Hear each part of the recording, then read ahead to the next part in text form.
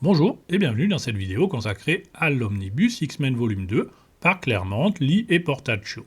Cet omnibus est bien évidemment en VO, comme vous pouvez le voir avec ce cartonnage en faux cuir noir. Il s'agit ici d'une période culte des X-Men, mais malheureusement, je dois bien vous avouer que cette édition est selon moi d'une qualité assez moyenne, avec plusieurs passages d'une définition un peu douteuse, ainsi que des couleurs qui sont parfois complètement à l'ouest. Pour le prix, je trouve pour ma part que c'est tout à fait inacceptable, mais bon, passons.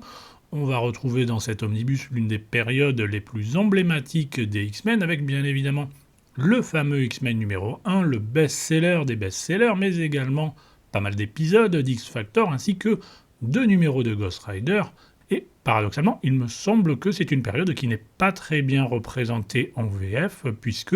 les intégrales sont épuisées depuis un bon moment et que les rééditions avancent malheureusement à un rythme d'escargot, ce qui fait bien entendu la joie des spéculateurs de tout poil. Au passage, je tiens à signaler que je trouve le mapping de cet omnibus un peu curieux, puisque, je pense que vous le savez, mais à cette époque, une deuxième série X-Men a été lancée, officialisant en quelque sorte la séparation des X-Men en deux équipes, la Gold Team que l'on pouvait suivre dans Uncanny X-Men et la Blue Team qui officiait dans la nouvelle série X-Men créée un peu pour l'occasion. Or, Marvel a décidé de ne pas mettre ici les épisodes d'Uncanny X-Men à partir d'octobre 91, donc la création de la deuxième série, ce qui fait que si vous ne lisez que cet omnibus, vous allez voir par exemple popper un personnage comme Bishop, mais sans assister à sa première apparition qui a eu lieu bien entendu dans Uncanny X-Men. Oui, je sais, il faut suivre, hein, désolé. Donc, si vous souhaitez lire les X-Men de cette période de la meilleure des manières possibles, je vous invite notamment à passer par les épiques collections VO, Mutant Genesis, Bishop Crossing, Executioner Songs, dont le mapping me semble nettement plus pertinent, puisqu'ils mettent à chaque fois les deux séries dans chaque volume. Concernant la répartition des X-Men en deux équipes, je ne vous explique même pas comment j'étais outré à l'époque en voyant qu'ils essayaient de séparer Scott et Jane, et à un degré moindre aussi de séparer Wolverine et Storm. C'était quand même franchement prendre les fans à rebrousse-poil, mais bon, ça a plutôt bien marché pour eux, hein, puisque cette période des X-Men est particulièrement marquante à plusieurs titres. D'une part, c'est bien sûr l'explosion commerciale et artistique de Jim Lee, mais c'est aussi et surtout, hein, d'autre part, la fin d'une époque, d'une ère, celle des X-Men de Chris Claremont, les deux étant, vous en doutez, un petit peu liés. Et c'est d'ailleurs pour ça que, même si j'ai adoré cette époque lorsque je l'ai vécue, moi j'étais à fond, hein, mais quand j'y repense aujourd'hui, je dois bien vous avouer que j'ai des sentiments très partagés à ce sujet, d'autant plus que, pour moi, c'est un peu l'apothéose, mais aussi le début de la fin des X-Men, puisque c'est, de mon point de vue, le dernier grand moment de bravoure de cette équipe mythique. Je me doute bien que certains d'entre vous ne vont pas être forcément d'accord avec ça, hein, mais bon, c'est ma vidéo, donc je donne mon avis. En ce qui concerne les dessins, j'ai toujours beaucoup apprécié le style de Jim Lee, j'ai accroché direct, perso, c'était très moderne, ça correspondait bien à ce que recherchaient les jeunes lecteurs de comics d'alors, mais bien sûr qu'il y avait une hypersexualisation des personnages féminins, hein, pas toujours hyper subtile, ce qui fait que ça peut parfois être un peu regardé de haut aujourd'hui par certains, mais bon, en même temps, à l'époque, on faisait des comics pour les vendre, hein. Bien sûr qu'il y avait également une recherche permanente de la pose iconique, du pin-up moment, comme on dit, ce que l'on peut tout à fait trouver un peu racoleur et commercial. Alors, bien sûr qu'anatomiquement, il y avait aussi des exagérations, même si je trouve qu'il ne s'en tire pas si mal que ça à ce niveau-là, surtout si on le compare à son grand pote Will Sportaccio, qui a un peu les mêmes qualités et défauts que Jim Lee, mais avec des défauts nettement plus accentués. Là encore, attention, hein, j'aimais bien Portaccio à l'époque, je trouvais ça stylé, ça apportait un vent de fraîcheur en matière de comics, et il y a certaines splash pages qu'aujourd'hui encore je trouve absolument magnifiques, mais honnêtement, au niveau des têtes et des coups, surtout lorsqu'il s'agit de Cyclope, il y a un vrai souci, hein, quand même. Vous allez peut-être me dire que c'est son style, mais bon, j'ai l'impression d'être face à une expérimentation permanente, la taille du cou est fréquemment plus grosse que la tête, c'est spécial quand même, hein. Pendant longtemps, j'en ai un peu voulu à Jimmy parce que, même si, a priori, il n'y a jamais eu de vrai gros clash entre lui et Claremont,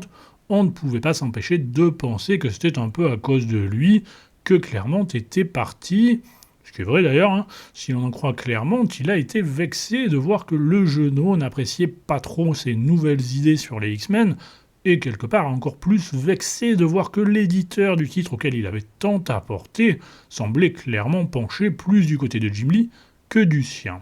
Et honnêtement, je ne peux pas non plus réellement en vouloir à l'éditeur parce que, même si j'adore Claremont, je pense vraiment qu'il avait fait son temps. Peut-être que je dis ça aussi parce que je n'ai pas trop aimé Extreme X-Men, pas impossible, mais force m'est de reconnaître que lorsque je repense à cette période des X-Men, c'est clairement plus pour les dessins ultra spectaculaires de Jim Lee qui sont quasiment entrés dans l'inconscient collectif que pour les histoires ou les dialogues. Et pour tout vous dire, j'ai même quasiment préféré relire Inferno, tant je ne peux pas m'empêcher de voir ici au fil des pages une sorte de duel entre deux égos cherchant quasiment en permanence à prendre le pas l'un sur l'autre, qu'une page pour Jim Lee, une page pour Claremont, etc. Sentiment que je n'ai pas du tout, par exemple, lorsque je relis le Spider-Man de Michelini et McFarlane. Sincèrement, je ne vois pas comment ils auraient pu continuer à travailler ensemble sur le long terme, concilier le côté hyper bavard de Claremont avec les aspirations de Jim Lee, ça ne devait pas être simple à gérer au quotidien. C'est pour ça aussi que ce comics est intéressant en quelque sorte, car il est symptomatique d'un changement de style, d'époque, du passage à des comics nettement plus graphiques et moins verbeux. Et accessoirement, on voit bien aussi dans les bonus de cet omnibus que la vision que pouvait avoir Jim Lee des X-Men était en contradiction quasi frontale avec ce qui est quand même assez globalement considéré comme l'une des marques de fabrique de Claremont, à savoir la construction sur le long terme. Après son départ, Jim Lee va faire plusieurs épisodes centrés sur Wolverine, dans lesquels on verra apparaître notamment Omega Red et Maverick. Ce sont des épisodes très chouettes, surtout quand on pense à ce que voulait faire initialement Claremont du personnage de Wolverine. J'imagine bien la tête de l'éditeur Bob Arras quand Claremont lui a dit « Bon, maintenant Wolverine, donc l'un des personnages les plus populaires de Marvel à cette époque, va mourir et revenir en vilain pendant plus d'1 an. Quoi, la série régulière ? Bah, l'autre scénariste, Larry Hama, n'a qu'à s'adapter. De toute manière, sa série est en quelque sorte dérivée de la mienne.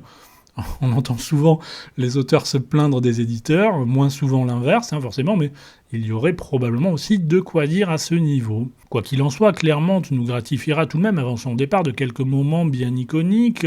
avec un Magneto qui redevient pour l'occasion Evil, plus dangereux et charismatique que jamais, ce qui personnellement m'allait très bien, vu que je n'ai jamais digéré qu'on lui confie les New Mutantes. Ce sera pareil avec Emma Frost plus tard, pour moi. Elle sera toujours une ennemie. Là, c'est mon petit côté Steve Ditko qui ressort. Par contre, il y a un truc qui est vraiment cool avec cet omnibus, c'est qu'il n'est pas avare en bonus. Vous avez plusieurs articles ainsi que de très nombreuses pages consacrées aux trading cards dessinés par Jim Lee. Vous avez également des croquis et bien entendu plein de pin-up qui feront la joie des collectionneurs et des amateurs de curiosité, les inévitables swimsuits ainsi que 2 posters dépliants. J'avoue que les posters et moi, ça fait un peu deux, mais là, pour le coup, mis dans un cadre un petit peu fin, why not ? Voilà, je vais en rester là pour cette semaine. Et encore une fois, je vous invite plutôt à passer par les Epic Collections, à moins que vous ne vouliez absolument avoir les dessins en grand format, ce que je peux comprendre aussi. Et dans la prochaine vidéo, je vous parlerai normalement du Batman Chronicles 1988, puis ensuite de l'Omnibus Ultimate X-Men, tous les deux en VF, bien sûr. Allez, à plus!